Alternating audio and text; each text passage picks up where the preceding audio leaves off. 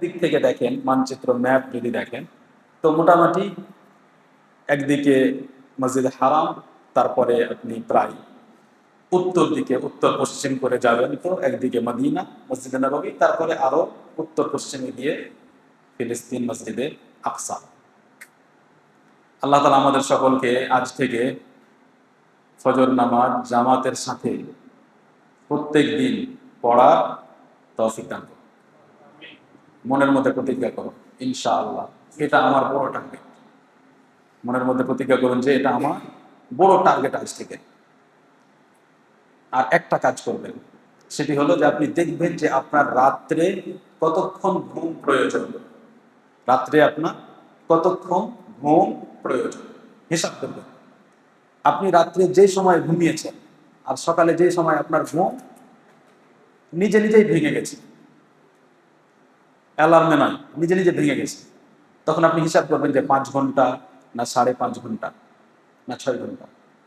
সেই অনুযায়ী আপনি এই দিকে ঘুমাবেন, কোনো কষ্ট করতে হবে না।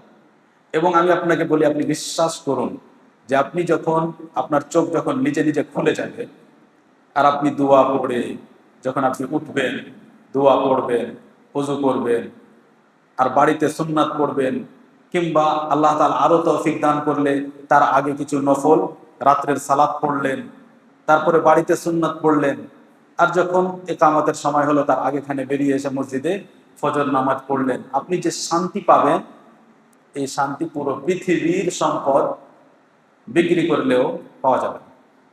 এটা বাস্তব। আপনি সারা দিন এই শান্তি অনুভব করবেন, সারাদিন আপনার মনে হবে যে আলহামদুলিল্লাহ আজকের দিন খুব সুন্দরভাবে শুরু হয়েছে। এটা বাস্তব। আল্লাহ তাআলা আমাদের সকলকে তৌফিক দান করুন। আমরা আজকে যেই দার্সের জন্য উপস্থিত হয়েছি, সেই দার্সটি একটু আলাদা ধরনের দার্স। দার্স এটা আরবি শব্দ, যেহেতু আমরা নতুন পরিবেশে আছি, কিছু কিছু কথা বোঝানোর প্রয়োজন আছে। ইনশাআল্লাহ এই শব্দগুলো আপনারা শুনতে থাকবেন, আলেম ওলামা তৈরি হবে এই যুগে এবং শুনতে থাকবেন। দার্স আরবি শব্দ, এবং দার্স থেকে উদ্দেশ্য যে কোরআন ও হাদিসের নির্দিষ্ট কোনো বিষয়ের উপরে কিছু কথা আলোচনা করা, ব্যাখ্যা বিশ্লেষণ করা, মানুষকে বোঝানো, এই হলো দার্স। আমরা এই দার্সটিকে একটি কিতাবের সাথে জড়িত করেছি। দার্সটিকে একটি কিতাবের সাথে, যে আমরা একটি কিতাব নিব আর এই কিতাবটিকে শুরু থেকে শেষ পর্যন্ত ব্যাখ্যা বিশ্লেষণ করব। কিন্তু কোনো এক জায়গাতে করা সম্ভব হচ্ছে না, কারণ বিভিন্ন জায়গায় মানুষের প্রয়োজন। তখন আমরা সেটাকে রেকর্ড করে ইউটিউবের মাধ্যমে এক জায়গায় জমা করে দিয়েছি। তো যখন আমরা যেখানে যেতে পারলাম সেখানে সেই দিনের বিষয়টি আলোচনা করলাম, আর বাকিগুলো আমরা ইউটিউবের মাধ্যমে ইনশাআল্লাহ দেখতে বা শুনতে পারবো। যে কিতাবটি নিয়ে আমরা আলোচনা করছি সেই কিতাবটি আমাদের সবার জন্য, সে কোনো আলেম হোক, তালেবে ইলম হোক, সাধারণ মানুষ হোক, সবার জন্য গুরুত্বপূর্ণ একটি কিতাব। সেই কিতাবটির নাম হলো আল উসুলুস সালাসা, 3টি মূল নীতি, অর্থাৎ 3টি নিয়ম। যে 3টি নিয়ম এর মধ্যে আমাদের পুরো দিনে ইসলাম চলে এসেছে। এবং যিনি এই কিতাব লিখেছেন তিনি হলেন মুহাম্মদ বিন আব্দুল ওয়াহাব রাহিমাহুল্লাহ, যিনি সৌদি আরবে যে আজ পরিবর্তন দেখেন, শিরক নেই, বিদআত নেই, এই যে পরিবর্তন দেখেন, এই পরিবর্তনের সূচনা তার হাতে হয়েছে। এক সময় ছিল সৌদি আরবে শিরক হতো, কবর পূজা হতো, কত কি হতো। সবকিছু যে শেষ হলো, সেখানে বাদশার সহযোগিতা, সেই সময়ের বাদশার সহযোগিতা ছিল, আর ইলমের দিক থেকে সহযোগিতা ছিল শেখ মুহাম্মদ বিন আব্দুল ওয়াহাব রাহিমাহুল্লাহ। সেজন্য আজ পর্যন্ত যারা তার বংশের লোক তাদেরকে সৌদি আরবে বিশেষভাবে সম্মান করা হয়। বলা হয় কি জানি, বলা হয় আলুস শেখ, বলা হয় আলুস শেখ, শেখের পরিবার। কোন শেখের পরিবার বলা হয় না, সবাই জানে, শুধু বলা হয় যে শেখের পরিবার। কিন্তু তিনি কে, শেখের নাম কি বলার প্রয়োজন নেই। কেন? কারণ সবাই জানে। কখন এটা হয় যে বলার প্রয়োজন নেই, সবাই জানে? যখন বিশেষ কোনো কাজ করে। পুরো সৌদি আরবে আজ যে তাওহীদ, আজ যে সুন্নাত দেখতে পাওয়া যায়, সেটার সূচনা তার হাতে হয়েছে।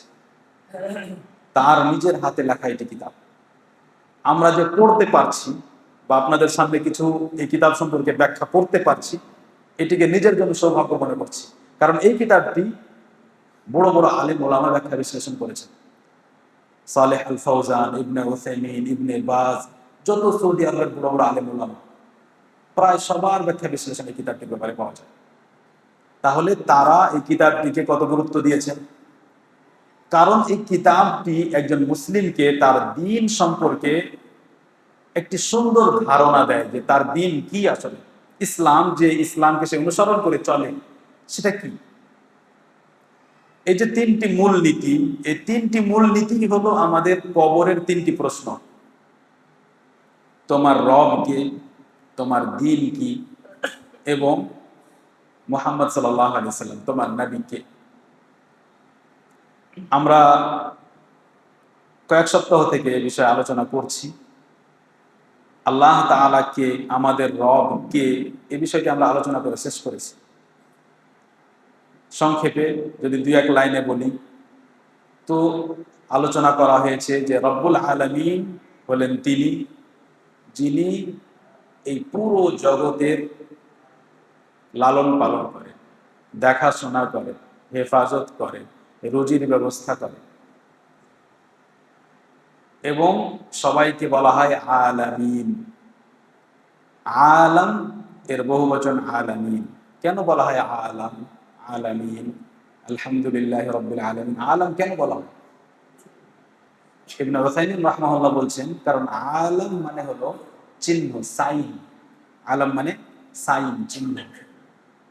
তো আল্লাহ তাআলা ছাড়া যত যা কিছু আছে, সমস্ত মাখলুকাত আল্লাহ তাআলার অস্তিত্বের, তার ক্ষমতার, তার বড়ত্বের, তার জ্ঞানের এবং যত তার গুণ আছে সবকিছুর চিহ্ন।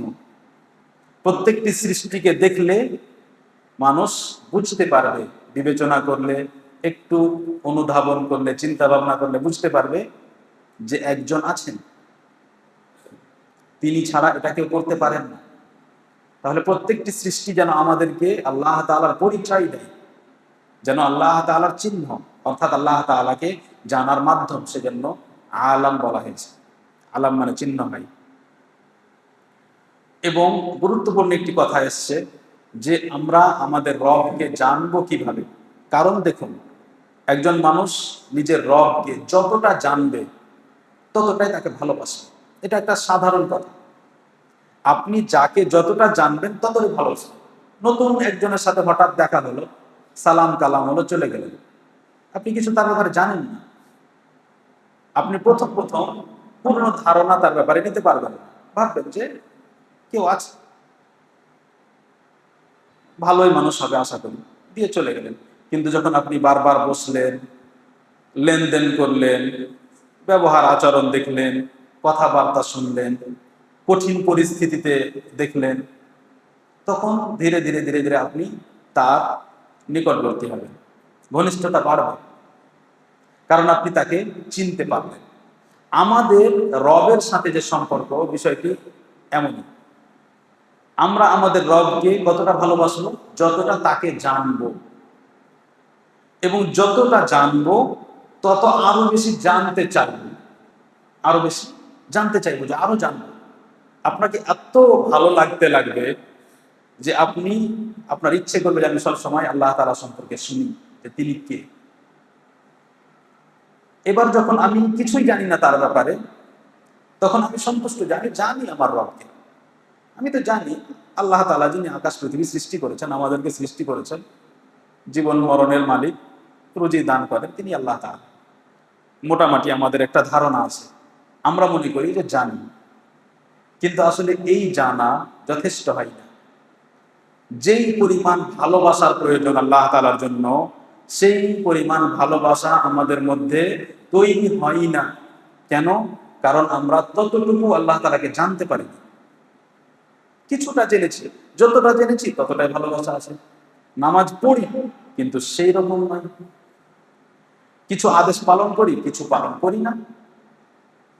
কেন? কিছু আদেশ পালন করছি, আবার কিছু পালন করি না কেন? যদি ভালোবাসা থাকতো তাহলে যিনি এই আদেশ করেছেন তিনি এই আদেশও করেছেন।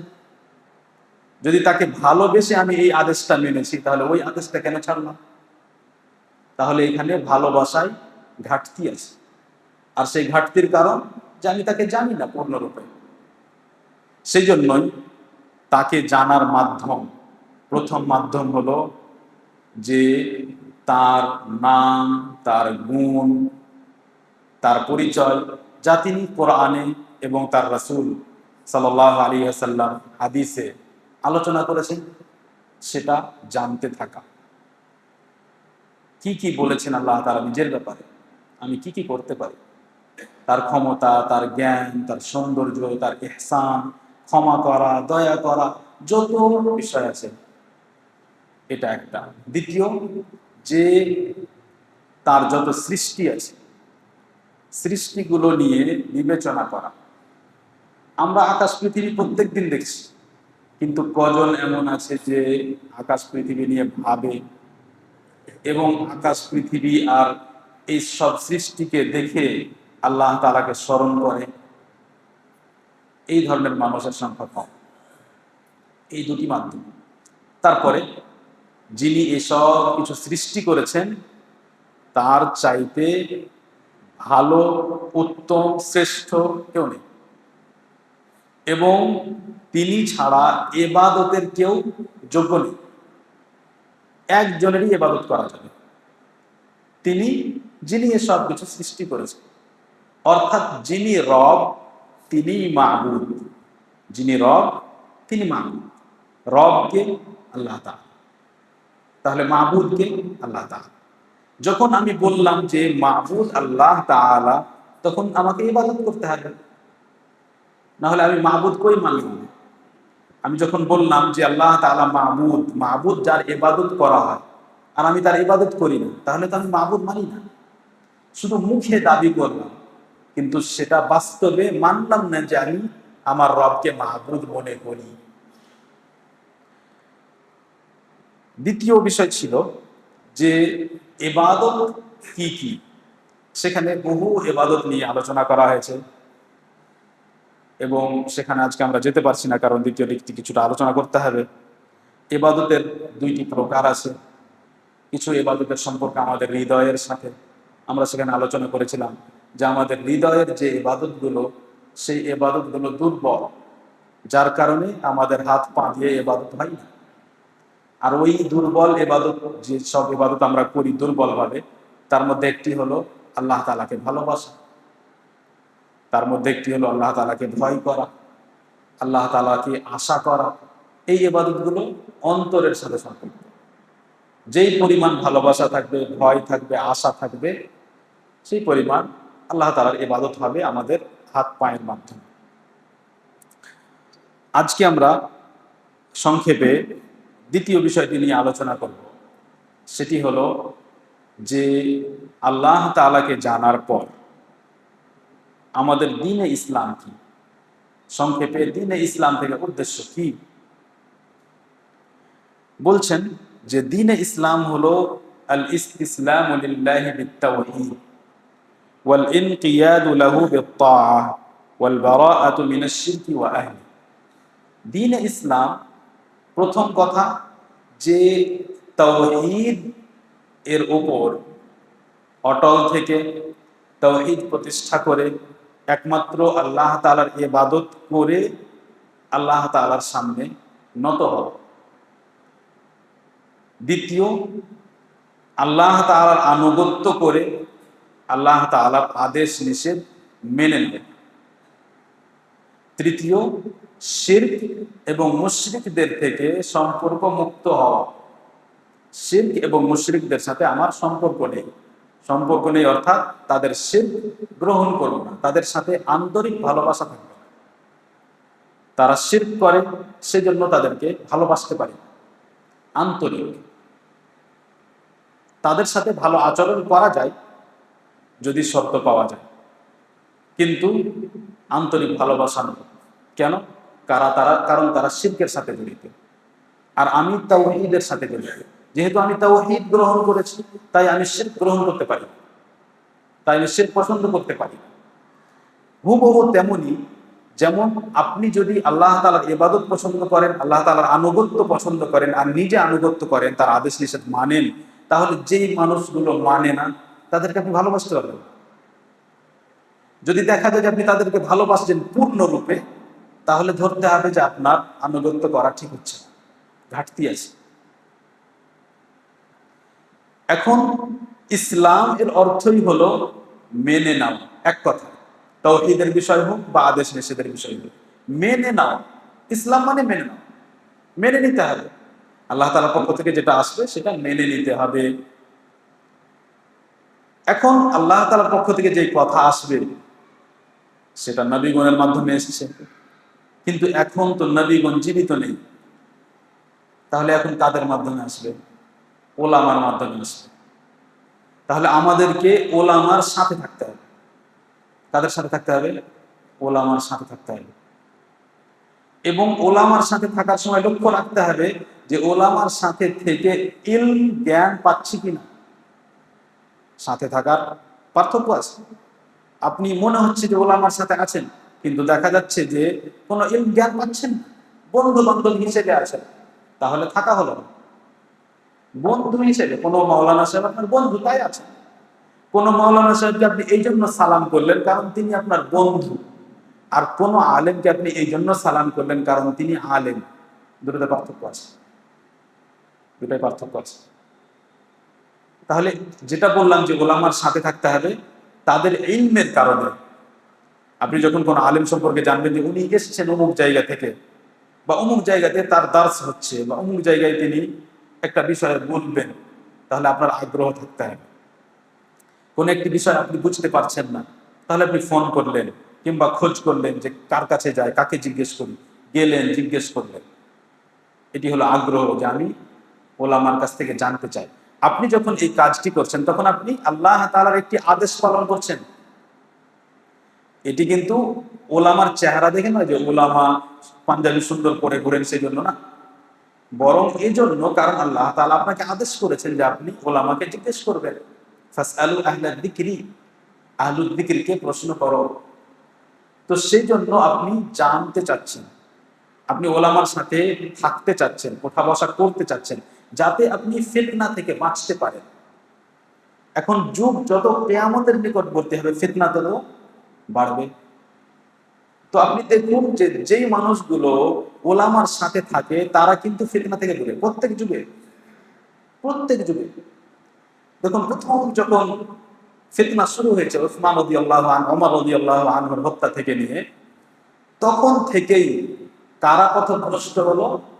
যারা সাহাবার সঙ্গ ছেড়ে দিল, নিজে আলাদা দল করে নিল, পথভ্রষ্ট হয়ে গেল। কিন্তু যারা সাহাবায়ে কেরামের সাথে থাকলো তারা পথভ্রষ্ট হয়নি। সাহাবায়ে কেরামের মাঝে কিছু কিছু বিষয়ে যদিও মতভেদ হয়েছে, তবুও মৌলিক বিষয়ে কোনো মতভেদ হয়নি। তাওহীদ নিয়ে, সুন্নাত নিয়ে কোনো মতভেদ হয়নি। মতানৈক্য হয়েছে কিন্তু মতভেদ হয়নি, বিভেদ হয়ে যায় যে না আলাদা হয়ে গেলেন, একে অপরকে গালি দিচ্ছেন, একে অপরকে সাক্ষাৎ করছেন না, সালাম করছেন না, এগুলো হয়নি। তেমনি প্রত্যেক যুগে আপনি যাদেরকে দেখবেন যে ওলামার সাথে থাকে তারা ফিতনা থেকে বেঁচে থাকতে পারে। আজকের যুগে দেখুন, বাজারে যাওয়া, বাজারে বসা, টিভি, আরো যত যা কিছু পরিবেশ দেখতে পাচ্ছি, আপনি যদি আলেম ওলামা, যেই আলেম ওলামাকে দেখবেন যে তারা এগুলো থেকে বেঁচে আছে, যদি আপনি তাদের সাথে ওঠা বসা করেন বা তাদের নির্দেশনা অনুযায়ী, তাদের কথা অনুযায়ী আপনি চলেন, তাহলে আপনি বাঁচতে পারবেন। আর যদি আপনি তাদের থেকে দূরে থাকেন তাহলে বাঁচতে পারবেন না। এটি বাস্তবতা। আমরা যে ইসলামের বিষয়ে বলছি, এই ইসলামের স্তর আছে। একজন মানুষ যে ইসলামে প্রবেশ করলো আর সে সবচেয়ে উঁচু স্তরে পৌঁছে যাবে না, বরং তার বিশ্বাস, তার আমল স্তর অনুযায়ী কম বেশি হবে। মুসলিম সবাই সবাই বিশ্বাস করে যে আল্লাহ তাআলা আমাদের হিসাব নিবেন, কিন্তু সবার বিশ্বাস একরকম নয়। প্রথম স্তর হলো ইসলাম। আপনি বাহ্যিকভাবে ইসলামে প্রবেশ করেছেন, আল্লাহ তাআলাকে বিশ্বাস করেন, আখিরাতকে বিশ্বাস করেন এবং সালাত পড়েন, সিয়াম রাখেন, যাকাত দেন, বাহ্যিকভাবে আমল করছেন, কিন্তু স্তর আপনার অত উঁচু হয়নি। বিশ্বাস আপনার অত মজবুত হয়নি। আপনি ইসলামের মধ্যে আছেন কিন্তু বিশ্বাস অত মজবুত হয়নি। দ্বিতীয় স্তর ঈমান। ঈমান ইসলামের চাইতে উঁচু স্তর। তৃতীয় স্তর ইহসান। যখন ইহসানের স্তরে মানুষ পৌঁছে যায় তখন সে এমন ভাবে ইবাদত করে যেন আল্লাহ তাআলাকে দেখতে পায়। তাহলে এই যে তিনটি স্তর আছে, আপনি লক্ষ্য করুন, আমরা কিছুক্ষণ ধরে এখানে বসে আছি, আমরা জানি না যে যারা এখানে বসে আছি, যারা গেলাম, কে বেশি ভালো কে কম, আমরা সে বিষয়ে কিছু বলতে চাই না। কিন্তু আপনি পার্থক্য দেখতে পেলেন যে কিছু মানুষ গেল, এই কিছু মানুষের মধ্যে সবাই কিন্তু প্রয়োজনের জন্য যায়নি। কি কারণে গেল? গেল। তাহলে যারা গেল, যারা বসে থাকলো, স্তর আলাদা হয়ে গেল। এইভাবেই আমাদের ইসলামে প্রবেশ করার পর আমাদের স্তর ভাগ হয়ে যায় এবং এই অনুযায়ী আমাদের আমল হবে। আর সেই আমলের যে পার্থক্য সেই অনুযায়ী জান্নাতেও স্তর ভাগ হবে। প্রত্যেকটি স্তরের কিছু রুকন আছে। যে কথাগুলো এখন আলোচনা করতে যাচ্ছি সেগুলো ইসলামের একেবারে মৌলিক বিষয়। কারো কারো কিছু কিছু জানা থাকতে পারে কিন্তু হয়তো পূর্ণ জানা নেই। মৌলিক বিষয়গুলো খুব ভালোভাবে আমাদের মনে রাখার প্রয়োজন আছে। প্রত্যেকটি স্তরের একটি হলো ইসলাম, একটি ঈমান, একটি ইহসান। তিনটি স্তর। ইহসান হলো সবচেয়ে উঁচু স্তর। প্রত্যেকটি স্তরের কিছু রুকন আছে। রুকন অর্থাৎ এমন স্তম্ভ যে সেই স্তম্ভ যদি না পাওয়া যায় তাহলে সেটার অস্তিত্ব থাকে না। ওই স্তম্ভ ছাড়া সেই স্তরটি আর টিকবে না। ইসলামের 5টি স্তম্ভ, যদি একটি স্তম্ভ না থাকে তাহলে ইসলাম টিকলো না। কেউ যদি অস্বীকার করে তাহলে পূর্ণরূপে ইসলাম বাদ, সে ইসলাম থেকে বেরিয়ে গেল। যদি অস্বীকার না করে তো যেমন দুর্বল হবে তেমনি তার ওই স্তরটা দুর্বল হবে। ইসলামের ওই 5টি স্তম্ভের মধ্যে যে স্তম্ভটি যেমন দুর্বল হবে তেমন তার ইসলাম দুর্বল হবে, তার স্তরটি দুর্বল হবে। এখন এই 5টি স্তরের মধ্যে 5টি রুকনের মধ্যে এমন একটি রুকন আছে যেটির ব্যাপারে ওলামা বলেন, বহু ওলামা বলেন যে কেউ যদি ছেড়ে দেয়, যদিও বিশ্বাস করে কিন্তু যদি ছেড়ে দেয় তবুও তার ইসলাম থাকবে না, সে কাফের হয়ে যাবে। আর সেটি হলো সালাত ও নামাজ। এই যে বিষয়টি যে ইসলামের 5টি রুকন আছে আর সেই 5টি রুকনের মধ্যে এমন একটি রুকন যে রুকনটি কেউ যদি ছেড়ে দেয়, যদিও বিশ্বাস করে কিন্তু ছেড়ে দেয়, করছে না, পালন করছে না, তাহলে বহু ওলামার নিকট সে আর মুসলিম থাকবে না। অথচ বাকি আরো যে রুকনগুলো আছে সেগুলো যদি না করে কিন্তু বিশ্বাস করছে কিন্তু করছে না, যেমন তারপরে আসবে রোজা রাখা, যাকাত দেওয়া, হজ করা, এগুলোর মধ্যে কোনোটা কেউ যদি ছাড়ে, বিশ্বাস করে যে হ্যাঁ রোজা রাখতে হবে কিন্তু ছেড়ে দিয়েছে, তাহলে তাকে কাফের বলা হয়নি, কিন্তু সালাতের ব্যাপারে বলা হয়েছে। তাহলে এই 5টি রুকনের মধ্যে সালাতের রুকন আলাদা। আর যেটি প্রথম রুকন সেটি হলো সাক্ষ্য দেওয়া যে আল্লাহ তাআলা ছাড়া কোনো সত্য মাবুদ নেই, লা ইলাহা ইল্লাল্লাহ, আল্লাহ তাআলা ছাড়া কোনো সত্য মাবুদ নেই। ইলাহ মানে মাবুদ, ইলাহ মানে যার ইবাদত করা হয়, মাবুদ।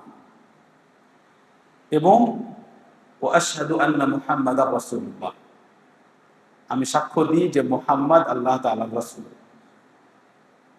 এখানে একটি বিষয় বলি যে শাহাদাত হিসেবে, সাক্ষ্য হিসেবে, যেমন ওযুর পরে দোয়া আছে, তারপরে তাশাহুদ, আমরা যখন তাহিয়াতু লিল্লাহ পড়ি তো সেখানে তাশাহুদ আছে। তেমনি খুতবায় নবী সাল্লাল্লাহু আলাইহি ওয়াসাল্লাম যে খুতবা পড়তেন সেখানে আছে আশহাদু আল্লা ইলাহা ইল্লাল্লাহ ওয়া আশহাদু আন্না মুহাম্মাদান আবদুহু ওয়া রাসূলুহু। তো এইভাবে লা ইলাহা ইল্লাল্লাহ এবং মুহাম্মাদান আবদুহু ওয়া রাসূলুহু একসাথে এই জিকিরগুলোতে পাওয়া যায়, এই জিকিরগুলোতে পাওয়া যায়। কিন্তু শুধু, ভালো করে শুনে, শুধু লা ইলাহা ইল্লাল্লাহ মুহাম্মাদুর রাসূলুল্লাহ এইভাবে জিকির পাওয়া যায়। শুধু লা ইলাহা ইল্লাল্লাহ মুহাম্মাদুর রাসূলুল্লাহ এইভাবে জিকির পাওয়া যায়। তাহলে যদি আমি জিকির হিসাবে ব্যবহার করতে চাই তাহলে লা ইলাহা ইল্লাল্লাহ এটি হলো জিকির। কারণ জিকির মানে আল্লাহ তাআলাকে স্মরণ করা। মুহাম্মাদুর রাসূলুল্লাহ এটি আল্লাহ তাআলাকে স্মরণ করা নয়, এটা সাক্ষ্য দেওয়া। যে আমি সাক্ষ্য দিই যে মুহাম্মদ আমাদের রাসূল সাল্লাল্লাহু আলাইহি ওয়াসাল্লাম। কিন্তু যখন আমি বললাম লা ইলাহা ইল্লাল্লাহ, তখন আমি আল্লাহ তাআলাকে স্মরণ করলাম, সেজন্য এটি হলো জিকির। তো আপনি যখন জিকির করতে চাইবেন, আমি আল্লাহ তাআলাকে স্মরণ করতে চাই, জিকির হিসাবে পড়তে চাই, তখন আপনি কি পড়বেন? লা ইলাহা ইল্লাল্লাহ, এতটুকু।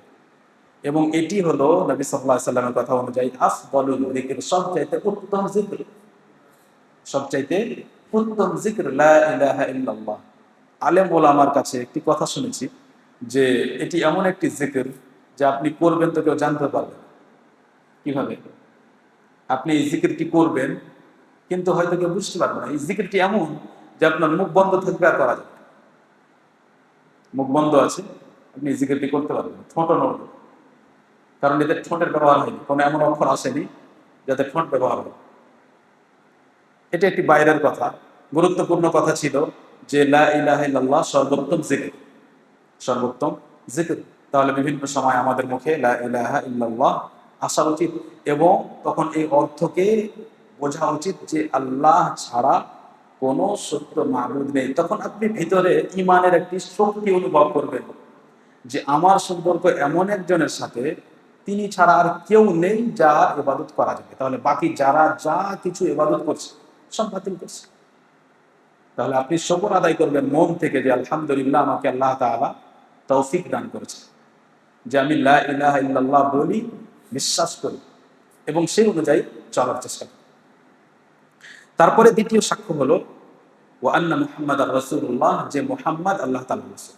এবার লক্ষ্য করুন যে আল্লাহ তাআলা ছাড়া কোনো সত্য মাবুদ নেই, এটি একটি কথা হলো। মুহাম্মদ আল্লাহ তাআলার রাসূল সাল্লাল্লাহু আলাইহি ওয়াসাল্লাম, এটি আরেকটি কথা হলো। তাহলে দুটি রুকন হওয়া উচিত না? একটি রুকন হলো যে আল্লাহ তাআলা ছাড়া কোনো সত্য মাবুদ নেই, আর আরেকটি কথা হলো যে মুহাম্মদ সাল্লাল্লাহু আলাইহি ওয়াসাল্লাম আল্লাহ তাআলার রাসূল।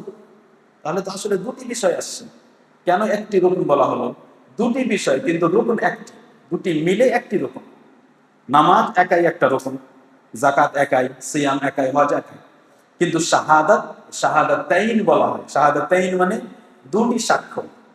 একটি সাক্ষ্য দিলাম যে আল্লাহ তাআলা ছাড়া সত্য মাবুদ নেই, আর একটি সাক্ষ্য দিলাম মুহাম্মদ সাল্লাল্লাহু আলাইহি ওয়াসাল্লাম ছাড়া কোনো রাসূল নেই। মুহাম্মদ সাল্লাল্লাহু আল্লাহ তাআলার রাসূল। আমি ভুল বললাম, মুহাম্মদ সাল্লাল্লাহু আলাইহি ওয়াসাল্লাম আল্লাহ তাআলার রাসূল। আমি সাক্ষ্য দিলাম যে মুহাম্মদ সাল্লাল্লাহু আলাইহি ওয়াসাল্লাম আল্লাহ তাআলার রাসূল। এখন প্রশ্ন হলো যে দুটি বিষয় আসছে কিন্তু একটি রুকন কেন বলা হলো? কারণ এই দুইটি বিষয় একাই পূর্ণ নয়। এই রুকনটি একটি অংশ দিয়ে পূরণ হবে না। যদি কেউ শুধু লা ইলাহা ইল্লাল্লাহ বলে, তাহলে এই রুকন পূরণ হয় না। কেউ যদি বলে আমি আল্লাহ তাআলা ছাড়া কারো ইবাদত করি না, আর তারপরে বলবো না কিছু, কিংবা আমি কোনো সময় রাসূল সাল্লাল্লাহু আলাইহি সাল্লামের কথা অনুযায়ী চলি, কোনো সময় অন্য কারো কথা অনুযায়ী চলি, কোনো সময় রাসূল সাল্লাল্লাহু আলাইহি সাল্লামের পদ্ধতি অনুযায়ী ইবাদত করি, কোনো সময় অন্য কারো বা নিজের মন মতো করে নিই, তাহলে হলো না। তার মানে ইবাদত আমাকে একমাত্র আল্লাহ তাআলার করতে হবে, আর সেই ইবাদত হতে হবে রাসূল সাল্লাল্লাহু আলাইহি ওয়াসাল্লামের পদ্ধতি অনুযায়ী। এই হলো লা ইলাহা ইল্লাল্লাহ এবং মুহাম্মাদুর রাসূলুল্লাহ এর অর্থ। লক্ষ্য করো যে আমরা সবাই কথা বলি, আমরা সবাই কথা বলি, আমরা সবাই ওযু করি, ওযুর পরে বলি আশহাদু আল্লা ইলাহা ইল্লাল্লাহ ওয়া আশহাদু আন্না মুহাম্মাদান আবদুহু ওয়া রাসূলুহু। প্রত্যেক দিন প্রত্যেক নামাজে আত-তাহিয়াতু লিল্লাহ এটা বলি, এই দিনও তো সবাই বলি। এবং আযান, যিনি আযান দিচ্ছেন তিনি কি বলছেন? আশহাদু আল্লা ইলাহা ইল্লাল্লাহ আশহাদু আন্না মুহাম্মাদার রাসূলুল্লাহ। আমি যখন তার উত্তর দিচ্ছি আমিও বলছি তার সাথে আশহাদু আল্লা ইলাহা ইল্লাল্লাহ আশহাদু আন্না মুহাম্মাদার রাসূলুল্লাহ। তাহলে আমি একদিনে কতবার এই সাক্ষ্য দিচ্ছি যে আল্লাহ তাআলা সত্য মাবুদ একমাত্র, আর মুহাম্মদ সাল্লাল্লাহু আলাইহি ওয়াসাল্লাম আল্লাহ তাআলার রাসূল। কিন্তু আমি বুঝি না যে এটার অর্থ কি। আমি যে বললাম যে আল্লাহ তাআলা একমাত্র মাবুদ, তার অর্থ হলো, তার দাবি কামনা হলো যে আমাকে তার ইবাদত করতে হবে। আমি যে বললাম মুহাম্মদ সাল্লাল্লাহু আলাইহি ওয়াসাল্লাম আল্লাহ তাআলার রাসূল, তার মানে তিনি আল্লাহ তাআলার কাছ থেকে কথা নিয়ে এসেছেন আমাদের কাছে, আর সেই কথা অনুযায়ী ইবাদত করতে হবে, তাহলেই আমার ইবাদত ঠিক হবে। এখন এই বিষয়টি যদি আমরা বুঝে নিই, তাহলে আমরা তার পরের পদক্ষেপ কি নিব? আমরা বলবো যে রাসূল সাল্লাল্লাহু আলাইহি ওয়াসাল্লাম এই ইবাদতটি কিভাবে করেছেন। আমাদের প্রশ্ন কি হবে? সবসময় এটাই প্রশ্ন হবে যে বলুন তো রাসূল সাল্লাল্লাহু আলাইহি ওয়াসাল্লাম কিভাবে ইবাদত করেছেন, এই ইবাদতটি কিভাবে করেছেন। ধরুন কেউ তাসবিহ ব্যবহার করে, দানার যে তাসবিহ থাকে ব্যবহার করে। এখন আপনি প্রশ্ন করবেন যে তাসবিহ কি ব্যবহার করা চলবে না চলবে না, এটা একটা প্রশ্ন হলো। দ্বিতীয় প্রশ্ন হলো যে আমাকে বলুন তো যে নবী সাল্লাল্লাহু আলাইহি ওয়াসাল্লাম কিভাবে তাসবিহ করতেন। দ্বিতীয় প্রশ্নটি হলো আপনার সাক্ষ্য দেওয়ার সাথে সম্পৃক্ত। আপনি যে সাক্ষ্য দিয়েছেন যে মুহাম্মদ সাল্লাল্লাহু আল্লাহ তাআলার রাসূল, তাহলে আপনি এটা জিজ্ঞেস করবেন যে নবী সাল্লাল্লাহু আলাইহি ওয়াসাল্লাম যে তাসবিহ করতেন নামাজের পর কিভাবে করতেন। তখন আপনি পেয়ে যাবেন যে নবী সাল্লাল্লাহু আলাইহি ওয়াসাল্লাম আঙ্গুলে করতেন, আপনি আমল করেন, কথা শেষ। তাহলে যেভাবে রাসূল সাল্লাল্লাহু আলাইহি ওয়াসাল্লাম করেছেন আপনি সেটা জানার চেষ্টা করবেন, সেই অনুযায়ী আপনি জিজ্ঞেস করবেন প্রত্যেক বিষয়ে। আপনি বলবেন যে আমি নামাজের পরে দোয়া করতে চাই, বড় একটা টপিক, দোয়ার বিষয়, দোয়া করতে চাই। তো নবী সাল্লাল্লাহু আলাইহি ওয়াসাল্লাম কিভাবে দোয়া করতেন নামাজের পর? তো দেখবেন যে নবী সাল্লাম নামাজের পরে আজকার করতেন, আস্তাগফিরুল্লাহ আস্তাগফিরুল্লাহ আস্তাগফিরুল্লাহ, আল্লাহুম্মা আনতাস সালাম ওয়া মিনকাস সালাম তাবারাকতা ইয়া যাল জালালি ওয়াল ইকরাম সহ আরো অনেকটি দোয়া। তারপরে কুল হুয়াল্লাহু আহাদ, কুল আউযু বিরাব্বিল ফালাক, কুল আউযু বিরাব্বিন নাস এবং আয়াতুল কুরসি, যদিও তার ব্যাপারে একটু সমস্যা আছে সূত্রে, আয়াতুল কুরসি। তারপরে সুবহানাল্লাহ, আলহামদুলিল্লাহ, আল্লাহু আকবার, তারপরে লা ইলাহা ইল্লাল্লাহ ওয়াহদাহু লা শারীকা লাহু, সব নবী সাল্লাম এগুলো করতেন নামাজের পরে। যদি আমি জানতাম যে নবী, জানার চেষ্টা করতাম যে নবী সাল্লাল্লাহু আলাইহি সাল্লাম নামাজের পরে কি বলতেন, কি করতেন, তাহলে আমি এগুলো জানতে পারতাম। এবার যদি বলি যে নবী সাল্লাম তাহলে দোয়া কখন করতেন, আমি যে আল্লাহ তাআলার কাছে কিছু চাইবো, তখন দেখবেন যে নবী সাল্লাম বলছেন যে যখন তাশাহুদ হয়ে গেল, অর্থাৎ আত-তাহিয়াতুল্লাহ পড়া হয়ে গেল, তারপরে আমি দুরূদ পড়লাম, আল্লাহুম্মা সাল্লি আলা মুহাম্মাদ আল্লাহুম্মা বারিক আলা মুহাম্মাদ। তারপরে নবী সাল্লাম বলছেন সুম্মা লিয়াতাখায়্যার মিনাদ দুআ মা শা, তারপরে যেই দোয়া সে আল্লাহ তাআলার কাছে করতে চায় সেটাও সে বাছাই করুক আর করুক। তাহলে দোয়া করার জায়গা পেয়ে গেলেন। তারপরে নবী সাল্লাম বলছেন সাজদায় যখন বান্দা থাকে তখন আল্লাহ তাআলার সবচেয়ে নিকটবর্তী হয়, তাই তোমরা দোয়া করো, এই সময় দোয়া কবুল হবে। তাহলে দোয়া করার জায়গা পেয়ে গেলেন নামাজের ভিতরে। এখন এটি আরেকটি বিষয় যে আমি আমার ভাষায় করবো না, বাংলায়। নিরাপদ হলো যে আমি আরবিতে করি, নবী সাল্লামের দোয়াগুলো মুখস্থ করি আর সেই দোয়াগুলো করি। এবং একটি বিশ্বাস রাখুন যে নবী সাল্লাল্লাহু আলাইহি সাল্লাম যে দোয়াগুলো করেছেন তার চাইতে ভালো দোয়া কেউ আনতে পারবে না, কোনো ভাষাতে না, না আরবিতে না অন্য ভাষা। সবচাইতে সুন্দর দোয়াগুলো নবী সাল্লাম আমাদেরকে শিখিয়েছেন। এমন এমন দোয়া আছে যাতে দুনিয়া আখিরাতের সব চাওয়া হয়। আল্লাহুম্মা ইন্নী আসআলুকা মিনাল খাইরি কুল্লি, হে আল্লাহ তাআলা আমি সমস্ত কল্যাণ হতে চাই, যত কল্যাণ আছে সব কল্যাণ হতে আমার অংশ যেন থাকে। আজিলিহি ওয়া আজিলিহি, যেটা এখন পেতে পারি বা পরে পেতে পারি। মা আলিমতু মিনহু ওয়া মা লাম আ'লাম, হয়তো জানি হয়তো জানি না, কি বাকি থাকলো। ওয়া আউযু বিকা মিনাশ শাররি কুল্লি, যত অমঙ্গল আছে, অনিষ্ট আছে, খারাপ আছে, সব থেকে তোমার আশ্রয় চাই, যত আছে বিপদ আপদ ক্ষতি যত আছে, তা এখন হতে পারে পরে হতে পারে, তা আমি জানি তা আমি জানি না, সব থেকে তোমার আশ্রয় চাই। তো আমরা শুনছিলাম যে সাক্ষ্য দেওয়া, তারপরে সালাত কায়েম করা, তারপরে যাকাত দেওয়া, তারপরে রমাজানের সিয়াম, তারপরে আল্লাহ তাআলার ঘরের হজ করা।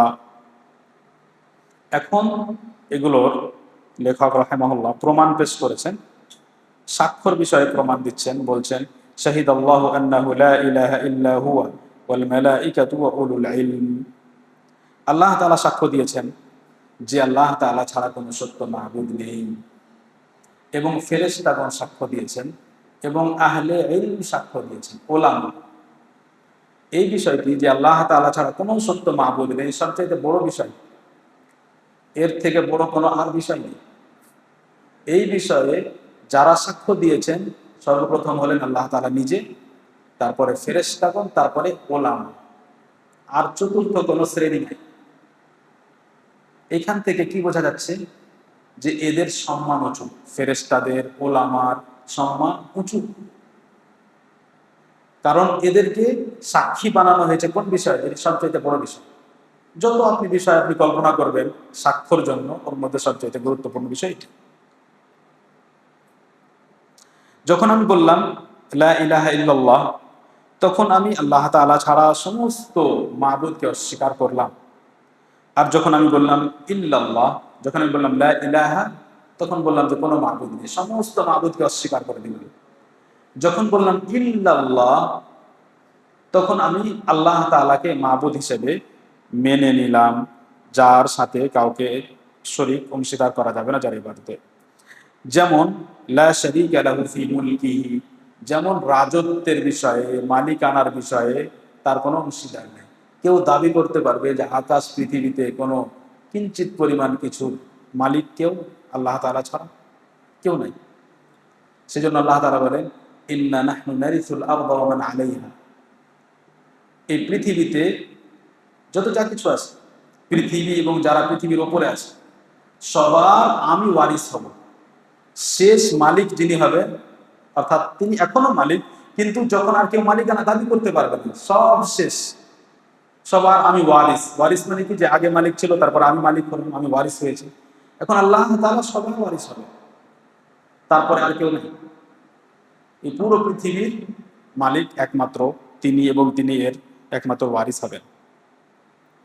আমরা যে পড়লাম যে আল্লাহ তাআলার জন্য ইবাদত এবং শিরক থেকে এবং আহলে শিরক থেকে আমাদেরকে মুক্ত ঘোষণা করতে হবে, এ বিষয়ে ইব্রাহিম আলাইহিস সালামের কথা আল্লাহ তাআলা বলেন, ওয়াইয ক্বালা ইব্রাহিমু লিআবিহি ওয়া কওমিহি ইন্নানী বারাউম মিম্মা তা'বুদুন। ইব্রাহিম আলাইহিস সালাম তার পিতাকে এবং তার জাতিকে সম্বোধন করে বললেন যে তোমরা যত যা কিছু ইবাদত করো, সব থেকে আমি সম্পর্ক মুক্ত ঘোষণা করলাম। আমি সব থেকে মুক্ত, কোনো কিছুর সাথে আমার সম্পর্ক নেই। ইল্লাল্লাযী ফাতারানি, কিন্তু তিনি ছাড়া যিনি আমাকে সৃষ্টি করেছেন। এখানে লা ইলাহা ইল্লাল্লাহ এর তাফসীর আছে, অর্থ আছে। প্রথমে বললেন যে আমি সব কিছুকে অস্বীকার করব, তারপরে বললেন ইল্লাল্লাযী ফাতারানি, তিনি ছাড়া যিনি আমাকে সৃষ্টি করেছেন। এবং এখানে ইঙ্গিত পাওয়া যাচ্ছে যিনি সৃষ্টি করেন তিনি ইবাদতের অধিকারী, এবং এই কথাকে অন্য জায়গায় আল্লাহ তাআলা স্পষ্টভাবে বলেছেন। ইব্রাহিম আলাইহিস সালাম এই কথাটিকে, যে একমাত্র আল্লাহ তাআলার ইবাদত করতে হবে, তার উত্তরসূরিদের মধ্যে, অর্থাৎ তার যে সন্তান সন্ততি যারা পরে আসবে, তাদের মধ্যে এই কথাটি ছেড়ে গেছেন, এই শিক্ষা দিয়ে গেছেন। আমরা যদি ইব্রাহিম আলাইহিস সালামের অনুসরণ করতে চাই, তাহলে এই শিক্ষা ছেলে মেয়েদের মধ্যে রেখে যেতে হবে। এখানে একটি ভুল ধারণা আমাদের মধ্যে আছে, আমরা মনে করি যে আমরা তো শিরক করি না। আমাদের মধ্যে তো এই শিক্ষা আছে, জি আছে, শিরক করি না বাহ্যিকভাবে, কিন্তু আমরা আসলে ইবাদত করি না। আমরা আল্লাহ তাআলার সাথে অন্য কারো ইবাদত করি না, কিন্তু আল্লাহ তাআলারও ইবাদত করি না। আমরা আমাদের ছেলে মেয়েকে শিরকের কথা শিখাই না, যে আল্লাহ তাআলার সাথে অন্য কাউকে শরীক করবে বা অন্য কারো ইবাদত করবে, কিন্তু আমরা আল্লাহ তাআলার ইবাদতও শিখাই না। তাহলে আমরা পূর্ণরূপে লা ইলাহা ইল্লাল্লাহ বাস্তবায়ন করিনি, যতক্ষণ না আমরা আমাদের ছেলে মেয়েদেরকে এই শিক্ষা দিব যে আল্লাহ তাআলার ইবাদত করতে হবে, অর্থাৎ তোমাকে আল্লাহ তাআলার আদেশ নিষেধ মানতেই হবে, তোমাকে বান্দা হতে হবে, বান্দা আব্দ হতে হবে, অর্থাৎ আল্লাহ তাআলার পক্ষ থেকে যে আদেশ আসবে সেটি তোমাকে মেনে নিতে হবে। বিষয়টিকে আমরা এখানে শেষ করছি, এর আগে লম্বা আরো আলোচনা আছে। আপনাদের কাছে আমার একটি অনুরোধ যে এই কথাগুলো আরো বিস্তারিত শোনার জন্য, বা এর পূর্বে যত সব আলোচনা আমরা করেছি সেগুলো জানার জন্য, আপনারা যারা মোবাইল ব্যবহার করে তারা দার্সগুলো শুনতে পারবেন ইনশাআল্লাহ। এই কিতাবটি আমরা এতক্ষণ পর্যন্ত যত আলোচনা করেছি সব একটি চ্যানেলে দেওয়া আছে, আল ফুলুর ইসলামিক ইনস্টিটিউট, সেখান থেকে ইনশাআল্লাহ সব আমরা শুনতে পারবো। আরেকটি বিষয়, যে আমরা যারা আজকে এখানে বসে শুনলাম, তারা অবশ্যই বুঝতে পারলাম যে যখন আমরা এভাবে দার্স শুনবো, তখন কিন্তু আমরা বেশি বুঝতে পারবো, কারণ দার্সে আলোচনা খুব শান্তভাবে করা হয় এবং সূক্ষ্মভাবে করা হয়, কারণ সামনে কিতাব আছে, এক একটি বিষয়কে সূক্ষ্মভাবে আপনার সামনে পেশ করা হচ্ছে, সেখানে এদিক ওদিকের কথা খুব কম আসে। তো আমরা কি করব, আমরা এই কথাগুলো যেগুলো শুনলাম, যেটা বুঝলাম, সেটা আমরা সমাজের মধ্যে, অন্যান্য বন্ধু বান্ধবদের মধ্যে ছড়ানোর চেষ্টা করব, তাদেরকে বোঝাবো যে তুমি যে উঠে চলে আসলে, বসলে তুমি পার্থক্য বুঝতে পারতে যে না, শিখার বিষয় আছে। এবং আমাদের মেজাজ চেঞ্জ করতে হবে। আমাদের একটা মেজাজ আছে, সেটা কি, যে আমরা একটু একটু জোরে জোরে, কিংবা একটু বক্তব্য ভঙ্গিমায়, বা একটু উঁচু আওয়াজে, একটু এদিক ওদিক করে শুনতে যাতে দারুণ মজা লাগে, সেটা পছন্দ করি, কিন্তু সেটাতে লাভ নাই, সেটাতে লাভ নেই। আমরা যে আজকে শিখলাম লা ইলাহা ইল্লাল্লাহ এবং মুহাম্মদুর রাসূলুল্লাহ সম্পর্কে যে কথাগুলো শুনলাম, আপনি বলুন যে এই কথাগুলো এত সূক্ষ্মভাবে ওই চেঁচিয়ে যখন বক্তব্য করা হয় তার মধ্যে কি বলা হয়? সম্ভব নয়। এত সূক্ষ্মভাবে বলা সম্ভব নয়, কারণ সেখানে যারা আলোচনা করে তারা ওই পর্যায়ে থাকে না। আল্লাহ তাআলা আমাদেরকে তৌফিক দান করুন। আমরা চেষ্টা করছি যে আমরা সেই পরিবেশ তৈরি করি যেটি আলেম ওলামা যেখানে আছেন সেখানে আছে। যেই শহরগুলোতে, শুধু এটা নয় যে সৌদি আরবে বা আরবি দেশগুলোতে, ইন্ডিয়াতেও যে শহরগুলোতে আলেম ওলামা আছেন, তাদের ভালো সংখ্যা আছে, সেখানে এই পরিবেশ আছে। মসজিদে মসজিদে দার্স হয়, এমনকি ঘন ঘন দার্স হয়। তো সেই পরিবেশ ইনশাআল্লাহ আপনারা যদি এভাবে বসেন, সেই পরিবেশ আমরা ইনশাআল্লাহ এখানেও তৈরি করতে পারবো। কোনো সময় আমি করলাম, কোনো সময় অন্য কেউ করলেন, কিন্তু এই পরিবেশ আমরা ইনশাআল্লাহ তৈরি করতে পারবো এবং ধীরে ধীরে আমাদের মধ্যে থেকে অজ্ঞতা কম হবে।